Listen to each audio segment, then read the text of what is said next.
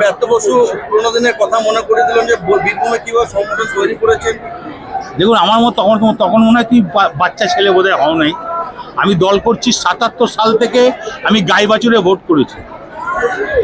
তা গাইবাছুরে যে ভোট করে ৭৭ সালে, তা বুঝিয়ে নাও। আর আমার প্রতিজ্ঞা ছিল সিপিএমকে তাড়িয়েছি। তখন আমাদের সঙ্গে কেউ ছিল না। আমি, চাঁদু, বিকাশ, সুইত্ত আর গগন কয়েকজন আমরা ছিলাম।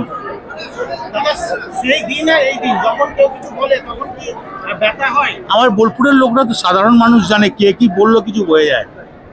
অনেক রাখাল বাগাল আছে। কি আপনার হাত ধরে তারা রাজনীতিতে এসছে দাদা, আজকে তারাই কথা বলছে। কে কি বলছে আমার বলে, রাজনীতি কারো বাপের নয়, যে রাজনীতি সবারই জন্য। কি পুষ্পা চাইলে মমতা ব্যানার্জি সংগঠন জানে, সংগঠন করতে জানে। আর আমি তো বললাম ২৭ সালে গাইবাছুরে ভোট করেছি। গৌরী চন্দ দাঁড়িয়ে ছিল। বোলপুরে ৫,২০০ ভোটে হেরে গেলাম। বোলপুর শহর হারিয়ে দিল এই ৫৫৩ ভোটে।